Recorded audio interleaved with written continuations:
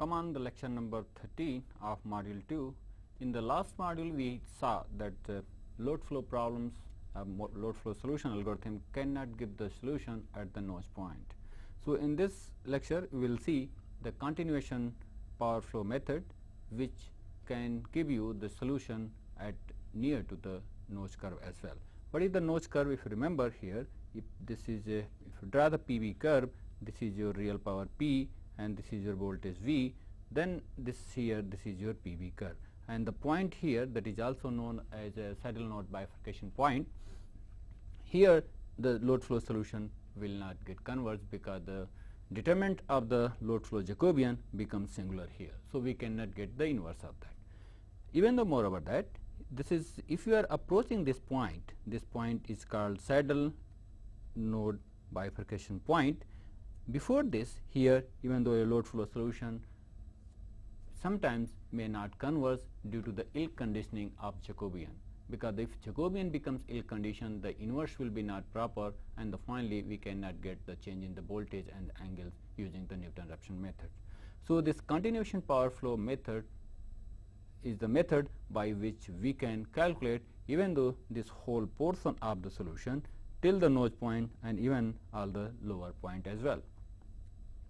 Now in this continuation power flow methods which utilizes the conventional power flow methods again, but we go for the several steps, and normally we utilize the two steps. One is called the corrector step and another is predictor step.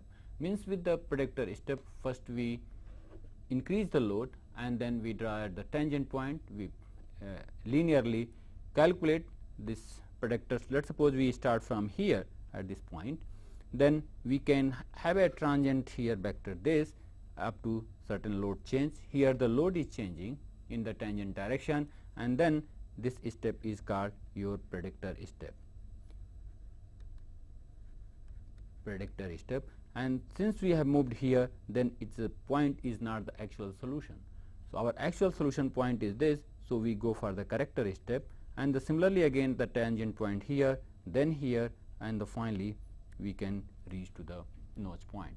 So this is the sequence of predictor and corrector steps are applied or used in the continuation power flow method. Here what we do, we keep on increasing the load. Load means load at the load buses. So it is a, if there is a one factor that is called lambda, that is a load factor here normally used. If you are increasing from 0, means if 0 means your increase is almost, there is no, it is starting at from the base case. For example, let us suppose we can write the load injection at any bus, that is I can say here Pi, that we can write the power generation at that bus minus P demand at this bus. This P demand I can say not, means it is a base case or the load flow or even initial loading of the bus ith. Now if you want to increase the load at this bus, I can say I can use here 1 plus a term lambda. Lambda can vary from 0 to certain lambda critical value. So if your lambda is increasing, means lambda is 0, means it is a base case solution, base case injection, and then that is the point I can say here at some point here, starting some point. Now once your lambda is increasing, then your demand at that bus is the total demand is increasing by that factor 1 plus here, there is lambda.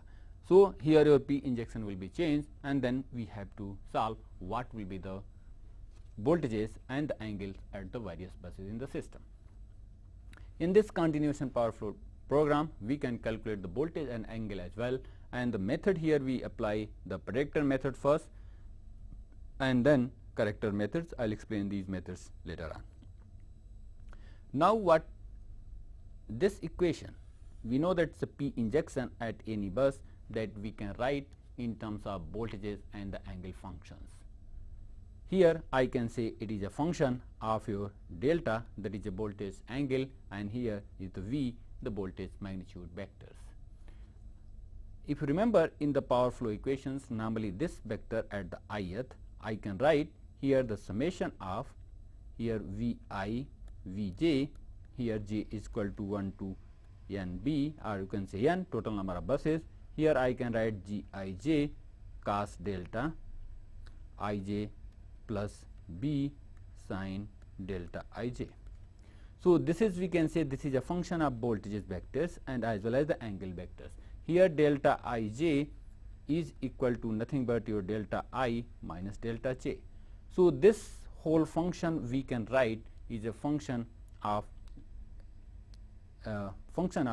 angle and voltage.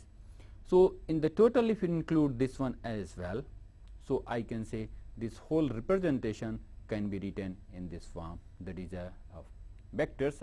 Here this f is vectors and it is for all the buses except your slack bus, and if it is a real and reactive, since it is a reactive power, a real power, so it will be your n minus 1 equation, and since load flow equation is also for your reactive power, so it will be your n minus nq, and nq is number of generators, reactive power, including reactive power sources.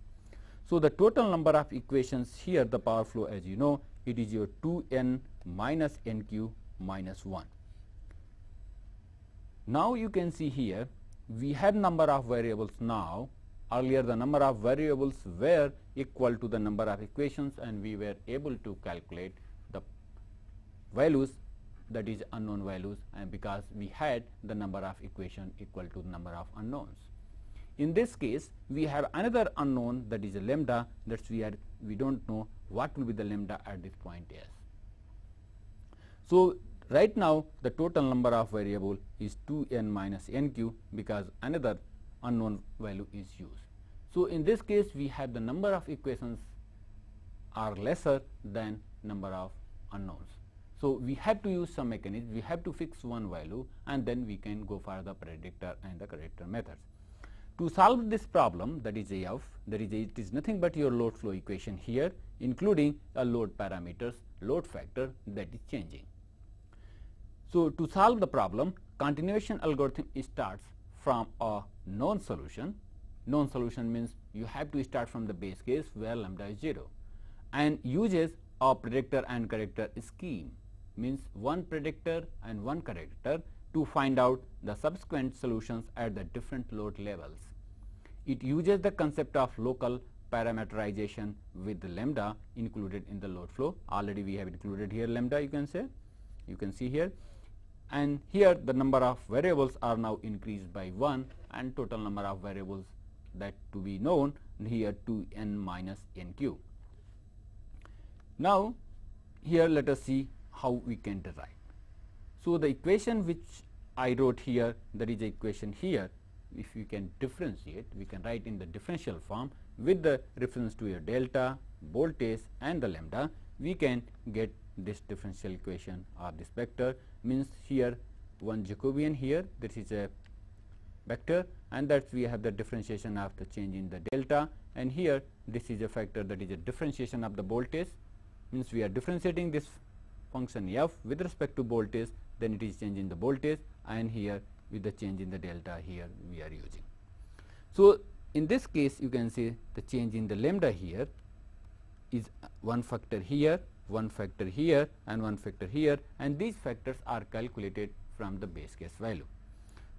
In this another form we can write here, and that will be 0. Here you can see this is multiplied by here, this is multiplied by here, and this is multiplied by here. So this is your, we can say it is written in the differential form. Now what is a predictor step? First, the number of the equation B has the total 2n minus nq variables. However, we have only the equations, again I am repeating, it is 2n minus nq minus 1 equations. In order to achieve the value of the tangent, that is a vector here, the value of one of these, say kth tangent vector, should be specified. What happens here, again if you will see the PV curve. In the predictor step, always what we do, let us suppose this is your actual PV curve, just we want to calculate. If you start from here, then in the predictor step we draw a tangent to this point here, and we need increase the loading, and then we go for the correction step. So this step is your called the predictor step, and since we have predicted this, basically we go for this calculating this value, with the increase in the load, and then keeping the load constant, we calculate the actual solution using any conventional load flow algorithms, and normally we use Newton-Raphson method. So, in this, as I said, number of equations are less than number of unknowns, that is 1. So, we have to specify one tangent vector, and here that is your, here the change in the delta v and lambda are nothing but the tangent to this surface. So, let's, this t is the here vector, that is here we are vectors, this value, here this value and this value. This lambda is 1 because we are assuming that we are increasing with the constant load factor in this case. So, the lambda delta just we require, it is nothing but your n minus 1, and the v we require n minus nq. So, the total you can see here, it is a 2n minus nq unknowns are there. So, what we do, we choose one kth out of this whole one, we fix either plus 1 or minus 1. We will see which one will be plus 1 or minus 1. So, the equation 2 can be written again, if you will see the equation 2 here, this equation 2 here we can write another one, and that we can add one more equation here to increase the number of equations, so that we can solve it easily. So, Tk here, that's one value we are putting the plus minus 1. So, here we have put it here, and then this is the t is the vector of change in your delta, change in voltage and change in lambda, and this is equation, where this Ek will be nothing but the 0 0 1 and 0 0, this will have only one value, this is the vector here, all the zeros, and one value which will be multiplied by the t, that is 1 is specified here. Means the 1 here out of these n 2n minus nq, 1 will be having 1, and that value will, which one will be fixed 1, it will be carrying only one other will be it is 0. So, all the elements will be 0 except value 1, and that is corresponding to any kth value out of this. Letting Tk is equal to plus minus 1 impose non-zero norms on the tangent vector and guarantee that the augmented Jacobian will be non-singular at the critical point. Plus 1 value of Tk is taken if the kth variable is increasing when the path is being traced. If your that value, this tangent, all these are the tangent value, if these values are increasing here, taken positive 1, if it is increasing while the tracing, means while going here, if it is increasing, then it will be taken 1, and it will be taken negative when it is decreasing, normally this side it will be taken negative value. So, once the tangent vector has been found, means now we can solve this one easily, we can solve this equation, and now what we can get? We can get the vector t, means we can get here change in delta, change in voltage and change in your lambda we can get here from this one. And then once you have obtained this, then we can add with your starting point, means base case, and then you can add with the sum, here we have used sigma or scalar step scalar value, and that is known as the step size. It should be such that the predicted solution star is within the radius of corrector, a constant value is normally used. So, we can get the optimal value, and then this is your predictor step. Means from here, from any point in this curve, you have started from A, you have just made a tangent here, and then you have reached at this point, that is your star point which we have written. So, starting with here this lambda here and your v, just we have obtained this. So, we have reached at this point. Now, this point is not the actual solution because it is not on the surface of this curve, means that is approximate solution. So, what we have to do? We have to again go further that correction, that is the error which we have encountered, which has been taken. So, that step is called the corrector step, and that corrector step, just let us see how it is used. This is a correction. In this corrector step, a local parameterization technique can be used to correct the solution.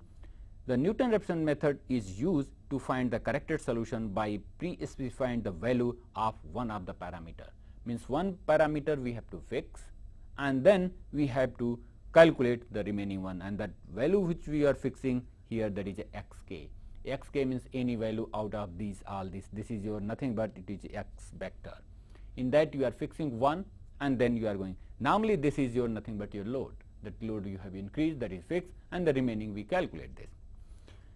So using the original load flow equation here, that is your fx bar, that is a x vector here, and then we are having fixing one kth variable because we are having more number of unknowns than equations. So we are adding one equation here and then we can solve it, and this is called your corrector step.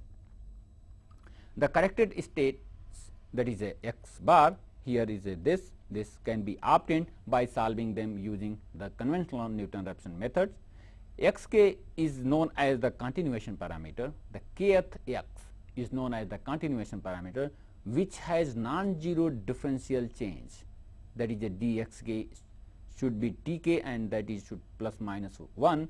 In the corrector, its value is pre-specified so that other state variables can be obtained. Now you can see in this method what we are doing. If you can see, if you are going for the corrector and the predictor step, let us see here again. This is your,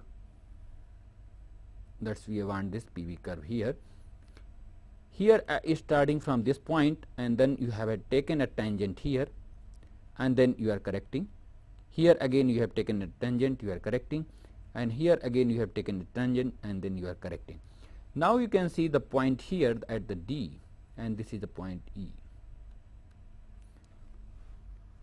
At the point D, for the corrector step, this will not converge because this is a outside the, it is not solvable point at all. So you cannot solve this one. So what you have to do, instead of the, you can estimate the load. Here what we did, we estimate the load, we have just moved here tangent vector, we estimated the load here, then at that load we got the solution, and then point E. Here you can say point whatever you can say B. From B we took here the one tangent, we move at the D, but this D point here is out of the solution, means unsolvable.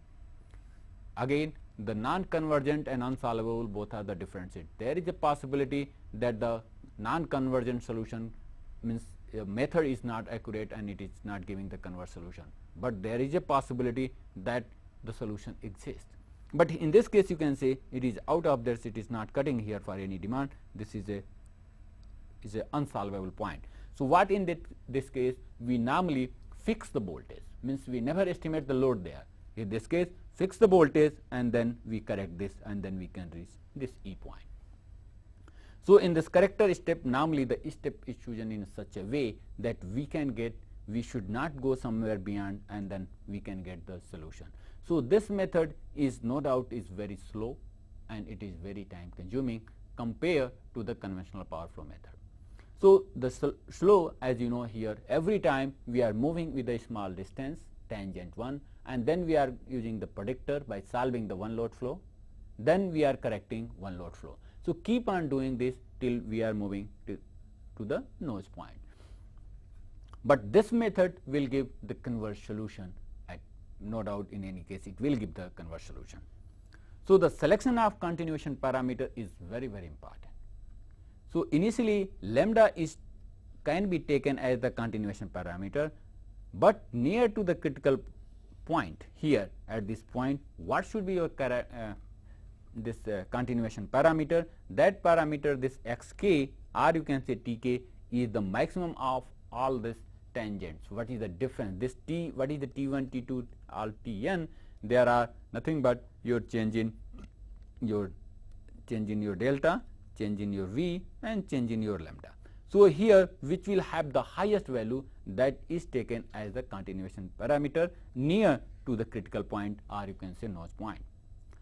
Sensing the critical point, this can be observed by looking at the change in the lambda values. Before the critical point, normally here this change in this will be positive, at the critical point it will be 0, and the post critical it is negative.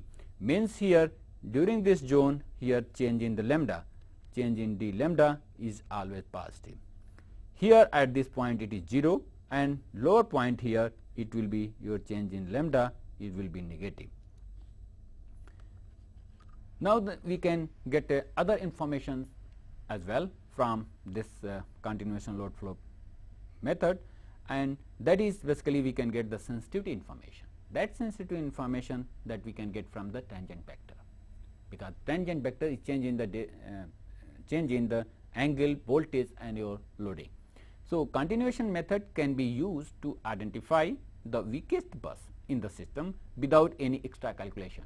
There is no need to go for extra calculation, and based on this continuation method we can get the weak bus system in this, so that we can know which one is the weakest bus and very close to the voltage instability point.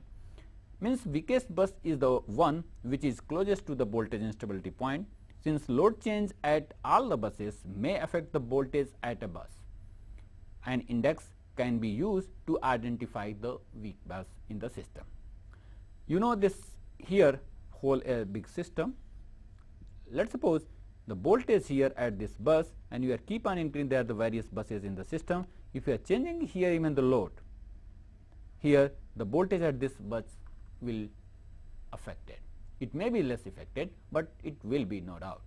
So, here it can be defined as the near to the collapse point or nose point. Collapse point is nothing but the saddle node point. Here again I have to say it, means here the collapse point is, this is your collapse point, that is nose point, sometimes called saddle node points, and here also called the singular.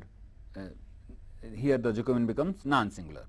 So, the near to the collapse point, the change in the voltage at any bus here with the change in the P total, how much change, that is a P total means changing from one point to another point, that is tends to infinity, means it is very very high value, means if you are changing here your load, the change in the voltage will be very very high. How you can see here? Again from this you can see at this bus, means let us draw only the nose point here very clear. This is your P, this is your V. You can see here, if you are changing the value this P and this P, the voltage change is very small, but you can see here and here, this voltage was here and now the voltage is here. So, at the nose point this value is tending to infinite. So, what we normally do, we can get the maximum out of all these at which bus it is the voltage change is the maximum, and that will be the weakest bus in the system. So, if you want to go for the several weak buses, then you can rank them and then you can pick up which are having the highest value of that is change in the voltage of that bus with the change in the total power, and here we are talking about the real power. The reverse of this, if you can go, this will be change in the total real power with the change in voltage, it is tending to 0. The reverse is also true.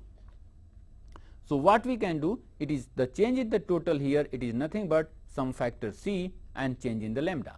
The change in lambda here, this is also C is some constant because some initial loading, and then we are changing the lambda.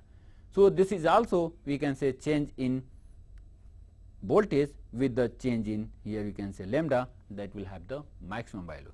We can also use for the reactive power, means here instead of P total we can use some Q total as well, and then we can also identify the weakest bus using here your the total reactive power change, and then again we can have the different buses for the different one.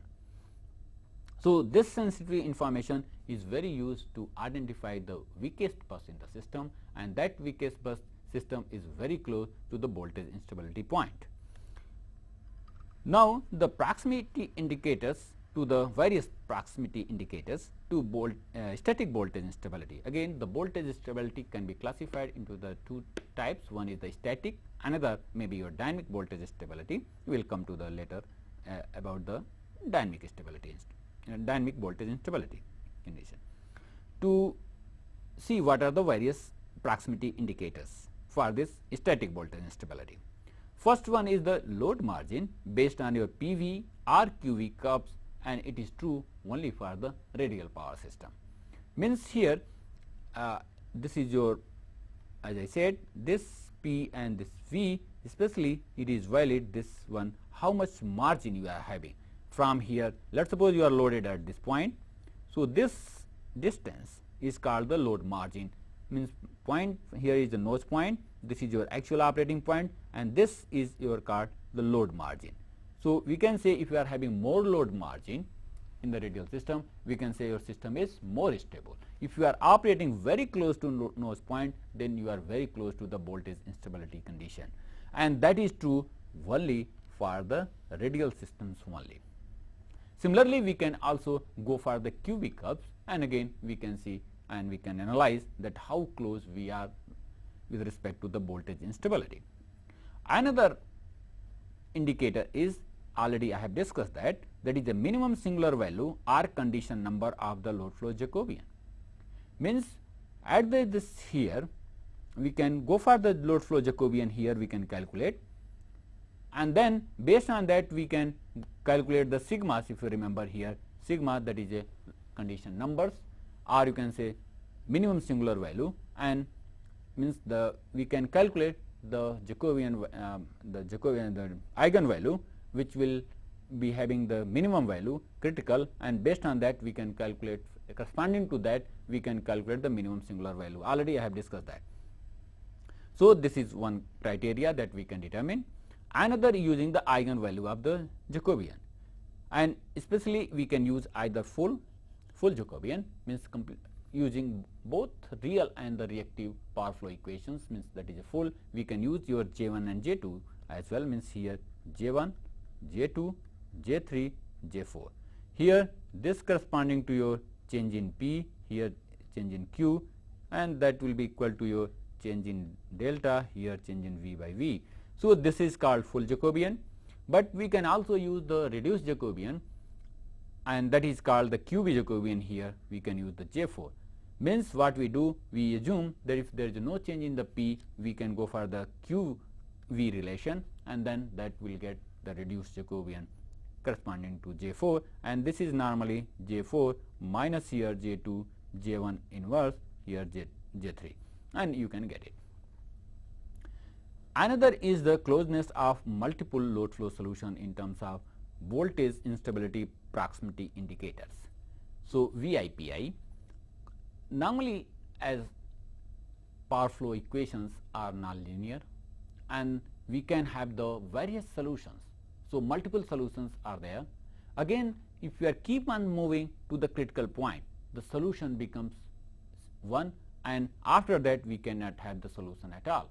So the solutions for this radial system, you can see for a given P we are having two voltages. So it has two solutions, and then you can see if you keep on load is increased, here only one solution, means both solutions are converging and both solutions will have the same value. So in the power flow we can get the multiple solutions, and then we can find the closeness to the multiple solutions, and then we can go for the different index we can form, and that is called the voltage instability proximity indicators we can use. Another is energy function based measures, means we can use the energy functions, and we can see how much energy, means from boundary how much energy means you are having, and we can formulate the problem in terms of energy functions. The critical loading parameters from the continuation power flow methods here, means here the critical loading parameters, as you know, if you are operating, let us suppose at this point A, with the help of continuation parameters you can find that how much you can load the your system to reach this nose point. That is a critical, lambda critical I can say, means you can only load your system up to that lambda critical. So knowing this criticality, we can say how much you are close to the voltage instability, and this can be obtained using your continuation power flow method, which just I described. Other that we can use the change in the real here the reactive power generation to the change in load, or change in E divided by change in V, that is your sensitivity measures, and this gives your voltage control proximity indicators. Means here if you are changing the voltage at one bus, how much voltage change in other system, or that is the excitation voltage. So that can also give you some indicators for the voltage instability, and again it is static in nature. We can use the L index. Several people have suggested that L index is also very useful and the powerful methods to calculate this to know that how far you are from the voltage instability point, and this index can be also used. Another is your closest distance to the saddle node bifurcation or the maximum loadability in load parameter space. As I said, here we can say how much distance that we have, closest distance, and that point is called your saddle node bifurcation point. So these are the various methods, those are suggested in the literatures, and here most of the solutions here, someone is very fast, someone is very slow, some gives only some relative information, some gives some more information. So we can analyze the static voltage instability using these various methods. Now let us always we try to calculate here the last point which I said here, the closest distance to the saddle node bifurcation point. Here in the 2-bus system, it is very easy to calculate that this distance you can measure here, but what happens in this multi-bus system, or there are several bus system, then it is very difficult to calculate this. So what normally we do, we go for some method to calculate. For example, this is your PQ space, means this is your the space at all the buses, means here Pi and Qi, and that you can say it is a 2n space in this axis is there. So you are somewhere at point X here, and that is called your S naught, means your complex power is a P plus JQ naught. Here you are having this. Now I want to know this boundary is your saddle node boundary. So it is your hypersurface. It is not a simple surface. It is a hypersurface of the n-dimension hypersurface, and we want to see how much you are close that. So we want to calculate this distance from this boundary. So this minimum distance, and that minimum distance is always once it is here, it is that you can say it is a perpendicular to that point. So if it is forming 90 degree, this is not your minimum loading, this is not your minimum loading, because this angle is more, this angle is more. So we have to determine this S star, and that distance S star minus S naught, here the magnitude, that will give you the closest distance to the saddle node bifurcation point or maximum loadability in the load parameter space. Load parameters again, that is a P plus JQ. So consider a radial system having line with the reactance X and load P plus JQ. Now how we can determine that the difference between your S naught to S star. One method, that is a method number 1, that is you can use the iterative solution method, and that starts from the initial point S naught and moves in an assumed load direction. You can assume any load and increase in the direction, any assumed direction, till one of the Jacobian eigenvalue of Jacobian eigenvalues becomes 0. Say it is at point S1, you can see here, means here you are moving, you are increasing the load. Now here simply just we have increased the real power, keeping your reactive power constant, but you can go in any direction. So what happens, you are keep on increasing, and you have reached at this point, because that this is a surface where it is a saddle node bifurcation, means one of your Jacobian eigenvalue will become 0, means this Jacobian becomes singular at this surface. This surface is, you can say, it is called singular node bifurcation point. So you are moving here at the point S1 you have reached, your Jacobian becomes singular.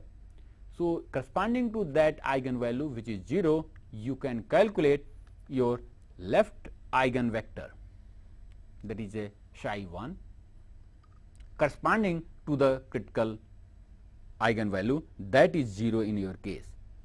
This you have to note it at the saddle node bifurcation point. This is tangent to this surface.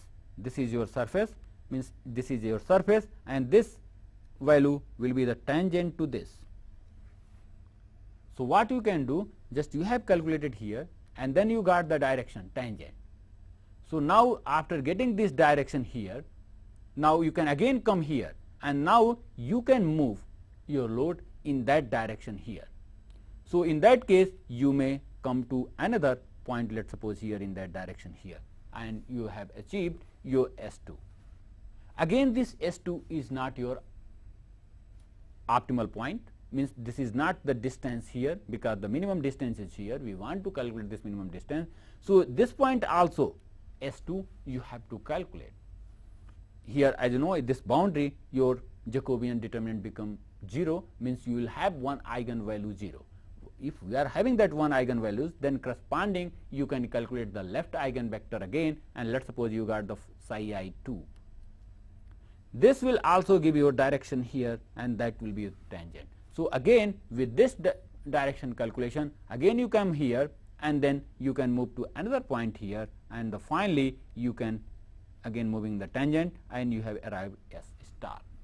At the S star now, this will be here, this point here, there will be no further change, means here no change in the critical loading values, and this S star minus S naught gives the closest distance to the saddle node bifurcation surface in the load parameter space.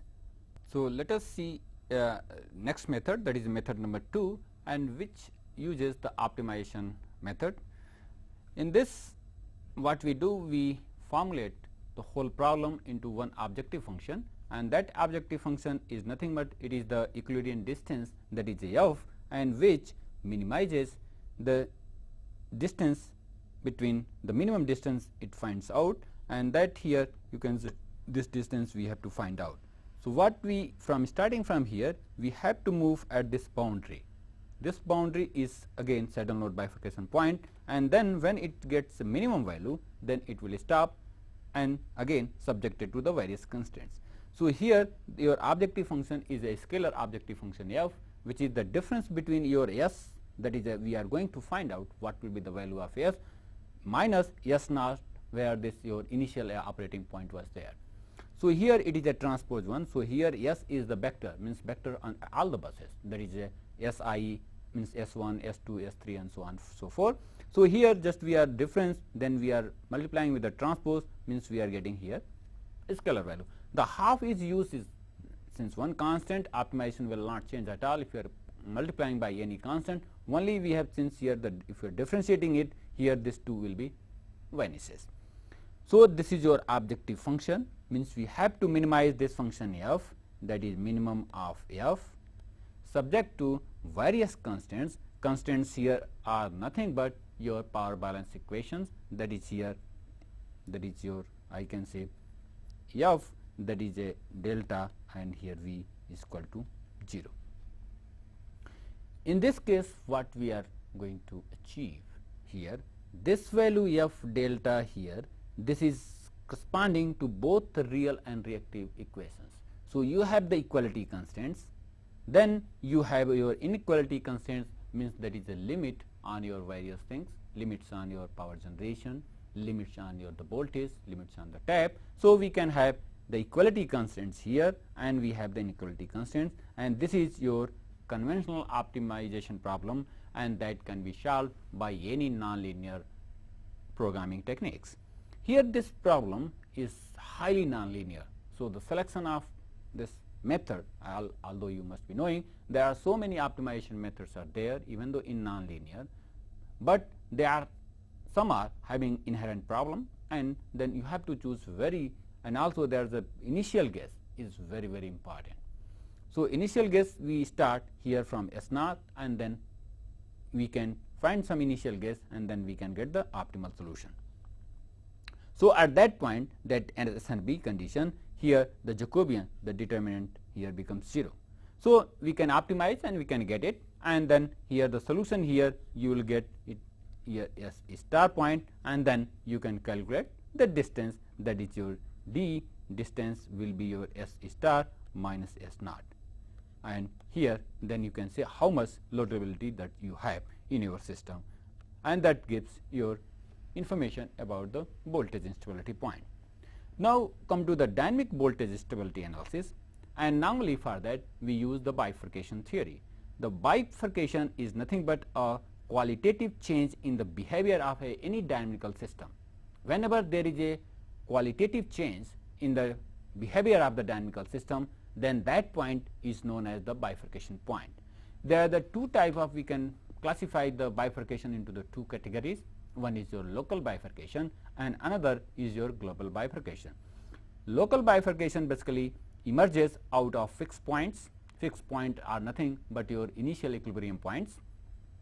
Bifurcation by observing the behavior of model in a small neighborhood of an equilibrium. Means equilibrium point here, if your equilibrium point is this, then we normally go for the small neighborhood of this one, we go for and we analyze this. Example of this local bifurcation is nothing but your saddle node bifurcation, that is S and B, the pitchfork bifurcation, transcritical bifurcation, and another is your Hopf bifurcation. This local bifurcation is nothing but it is your static bifurcation, it is also known, except your Hopf bifurcation. Global bifurcation is nothing but it is your dynamic bifurcation that emerges out of a periodic orbit. The qualitative change in the phase portrait not restricted to the small neighborhood of an equilibrium point. This has several examples, and that examples are periodic doubling bifurcation, PDB, cyclic fold bifurcation, and the torus bifurcations, and chaos, of course, chaos is one of them. So, all the global bifurcations and Hopf bifurcations are also called the dynamic bifurcations. Means here in local, if you exclude this Hopf bifurcation, then it becomes static, and if you include the Hopf here in the global, it becomes your the dynamic bifurcation. So, we can categorize in the dynamic bifurcation and in static bifurcations. Now, let us see the various bifurcations here.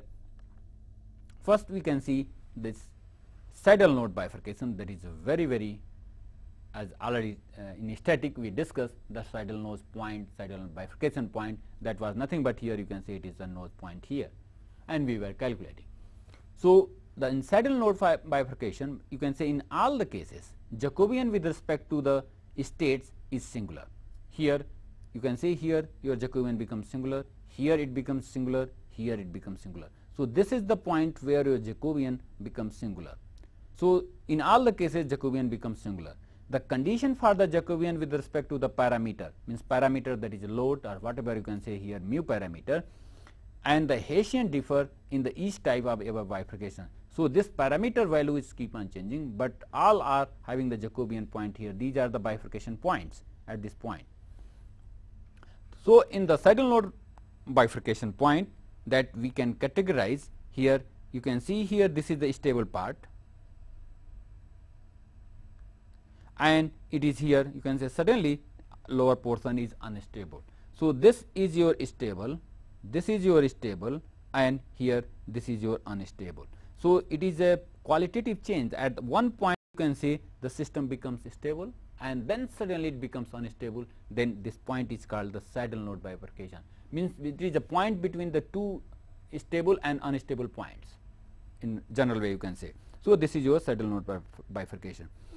To have the condition for the saddle node bifurcation, it is the defined as that if you are having, means we can any dynamical system I can say it is x dot is equal to your any function f, that I can say here x into some p. P is your disturbance vector, that is changing, something changed. For example, let us suppose it is a load r mu that I have considered, and x is the state vector and it is describing your state. Now, if it is your dynamic system, that is a x dot, that is it is nothing but dx upon dt, that is changing with the time. Now, for the condition of this here, the for saddle node bifurcation, the first condition here this f 0 0 here is equal to 0. Means here if you are putting x is equal to 0 and the p is equal to 0, it is 0. You can see here at the mu 0, everything here 0. Means here mu value is starting from 0 here, you can say x is also 0 and mu 0 at this point. This is the first criteria. Another here your del f with the change x here, and again at the 0 0 it will be 0. Here your double differentiation of x here, and then will be not equal to 0, and also del f here, del mu in this case p here, it should be not 0. To have the example for this, so these are the condition for your saddle node bifurcation. To have an example, let us see an example here, that is your x dot is equal to mu minus x square. Now, this is your dynamical system, and then you can see here x dot is equal to 0. Here we are getting the solution, means your equilibrium point here, that is the mu minus x square barabar 0, means I can say x is equal to plus minus mu. So, this is your solution point. Now, when x is 0 and mu is 0, we are getting this value. Now, if you are differentiating this function, this is your f x. So, if you are differentiating with the x, you are getting minus 2 x is equal to your del f upon del x. So, and putting 0, then again you are getting 0. So, you are satisfying this one. Now, if you are double differentiating this, means your del f del x square is minus 2 and it is not 0. So, you are meeting this one as well. If you are differentiating with respect to here mu, and you are getting your del f upon del mu, you are getting unity, which is not 0, means it is not 0 because it is equal to 1. So, we are meeting this one, and then it is called the saddle node bifurcation. Here if you can see here the point which is coming here, and here it is suddenly it is unstable, and it is called your saddle node. And this is nothing but a equation of parabola, that is a mu is equal to x square here, that is a starting point. Now, let us come to your other bifurcation point. Let us see your the transcritical. In the transcritical, the condition for this one here is similar, means we can have your condition, that is f 0 0 is equal to 0. Here your change in your f with your x 0 0 is 0. Here your del square f over del double differentiation is not equal to 0, and here we want to have del f over del u del x double differentiation here should not be 0. So, these are the 4 conditions for your transcritical, and the example for this, if I can put here x dot is equal to your mu x minus x square. You can see if you are putting mu is equal to 0 and x is equal to 0 here, and this is nothing but your f x and mu here. If you are putting this x 0 mu 0, you are getting this. If you are differentiating this with respect to x, so you are getting and putting 0, you are going to get this. Here if you are double differentiating this, you are getting minus 2, which is not 0, and if you are differentiating with respect to your mu, then you are differentiating with respect to x, you will not get 0, and then you are satisfying this. So, this is your transcritical bifurcation. Here you can say the point of the bifurcation, again here the point just we are starting, that is here f x u is equal to 0. Means if you are solving this, what is showing? This is showing your x mu minus x is equal to 0, means it shows s is equal to 0, and here your x is equal to mu. Means you are having the two, if you are drawing here mu and x, you can see this is your x, this is your mu. So, one will be here starting point, that is one equation, and your mu is equal to x is a linear equation, and this is your linear equation. So, at this point here you can say this is your stable point, the stable curve, this is your stable curve, but these two dotted lines are unstable. So, at the point where stable and unstable your characteristics are meeting, it is called transcritical. Here you can see it is a transcritical. So, the condition for the transcritical bifurcations are this, and the example for this as I explained here. Another one is your pitchfork bifurcation. This is slightly different than your saddle node bifurcation, but you can say this here, this diagram is almost similar here. Only difference here, this is a quadratic, here it is not there. It is only this curve is coming here, and this point it is stable and unstable. But in the pitchfork, it looks like a fork, and you can say this is a handle and this is your fork, and then it is called pitchfork. The condition for the pitchfork bifurcation here, we go for all these 3 points here and we add several more. So, these 3 are true here, and then we are adding here.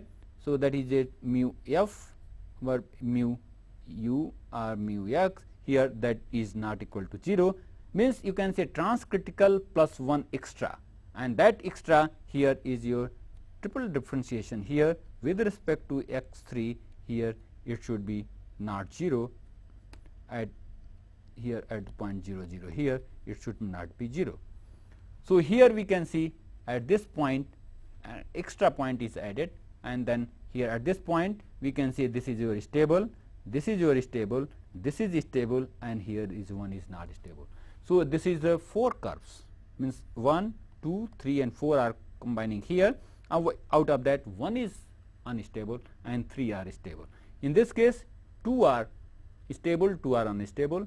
Here 1 is stable, another is unstable. So, 1, 2 and 3, and you can say now it is a pitchfork bifurcation. The example for this, here we can have example, that is the x dot is equal to mu x minus, here if you put x3, then this is example of a pitchfork bifurcation. So, these bifurcations are used where for the dynamic analysis, and that is very, very important.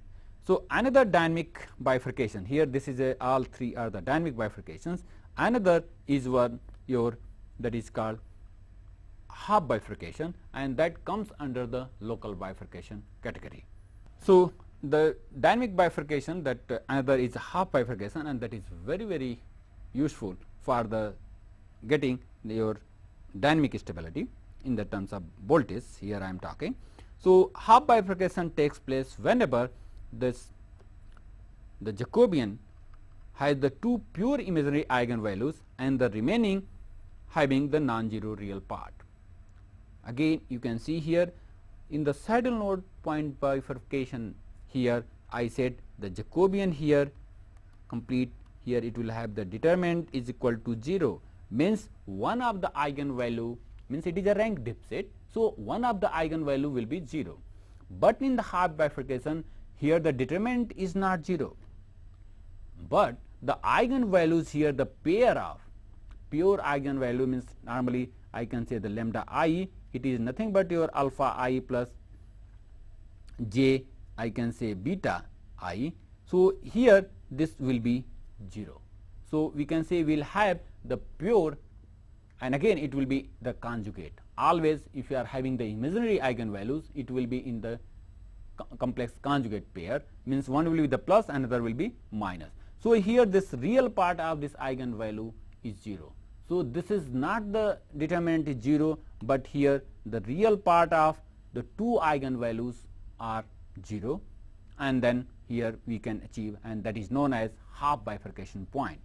It is characterized by emergence of periodic orbit around an equilibrium point, means it is a periodic point around one equilibrium point. This is the point, that is nothing but your, here I said x dot is equal to 0, this will give you the equilibrium point. So, if the lambda, that is a here, that is a parameter of loading parameter P or disturbance parameter, then this is eigenvalue. Here this is lambda is eigenvalue, wherever in the continuation power flow lambda I was using the loading factor. So, this lambda is the different than the continuation power. Here is the eigenvalue. So, eigenvalue corresponding to any loading parameter P, that I can say alpha plus minus j beta is a pair of complex conjugate. The eigenvalues at the SP point, here it will be having 0, and for others it will be remaining, it should not be 0. So, if here alpha remaining sum of the alpha, if it is 0, then we can say this Hopf bifurcation is degenerate. Also, this Hopf bifurcation is classified into the 2 different categories. One is called subcritical and another is called supercritical. Means in subcritical, if unstable equilibrium orbit surrounds the stable equilibrium points, means here there is a possibility that this x naught, whether the solution here is stable or not. So, we can have the equilibrium point here putting x equal to 0, whether that is a stable or not. So, if it is a stable and it is surrounded by unstable periodic orbits, means here this is your unstable points, here unstable points, and it is going out, and this is your stable equilibrium point, then it is called subcritical. Means here is stable, outside it is surrounded by unstable orbits. However, in the supercritical, here your equilibrium point here is unstable, one stable equilibrium point, and then it is surrounded by here you can say stable orbits, and that it is called supercritical. When a parameter says the loading is varied, Hopf bifurcation may take place even before saddle node, and thus limiting the margin of stability. So far in the static, what we were considering, this is your this point, and we were going up to this saddle node bifurcation point, and then we are saying if your loading is here, then this distance is your the margin that you are having to the collapse point. But this saddle node point may be even though earlier to that saddle node point, and then you cannot load beyond that because your system becomes unstable, and that is called Hopf bifurcation point, and then we have to measure the distance from here to this one, and due to the dynamics of the nature of the system. So, you can see in any system here your eigenvalues may have a real only, may be having the complex conjugate, and may be having this positive, means here you can say your lambda can be alpha, here lambda can be here alpha plus minus j beta.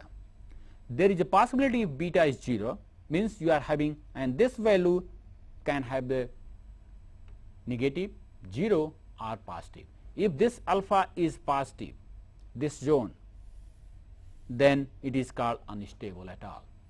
If it is negative, then it is in here your left half plane, and then it is stable, and if beta is 0, then it will lie on the real axis. There is a possibility that here alpha and betas are not 0, then we will have the pair of roots here, a pair of eigenvalues, and if you are keep on increasing your load, then what will happen, they may move and they may vary, and here they may cross at this imaginary point. So, at this point when they are crossing the imaginary point, that is called your Hopf bifurcation point. So, the two complex conjugate eigenvalues cross imaginary axis as parameters are changed, and here we are talking about the load parameters. So, this is your at this point you can see this becomes 0, and only we are having the pair of this eigenvalue, that is imaginary values. Now, the subcritical here and the supercritical, you can say this is your solid line is your stable line, and this point is called unstable periodic orbits, and it is surrounded by your stable. So, it is subcritical. Here your this is a stable periodic orbit, and here is your stable zone, here it is unstable. So, it is surrounded by your unstable. So, this is your Hopf bifurcation. So, we have seen that the bifurcation for the static we have different criteria, and then we can go for the analysis of this using the different proximity indicators, and then we can analyze the static voltage instability. Whereas, if you are going for the dynamic voltage instability, you have to use the bifurcation techniques, and this Hopf bifurcation is one of the very important which normally occurs before the saddle node bifurcation point. So, you have to go to determine the Hopf bifurcation point, and then you can say how much you have your dynamic voltage stability point margin, and then you can decide your parameter or system operation, and also in sometimes case of the designs one. So, in the next we will see the various other bifurcation techniques, and then we will give some examples for how this other devices like facts that can improve your dynamic stability as well. Thank you.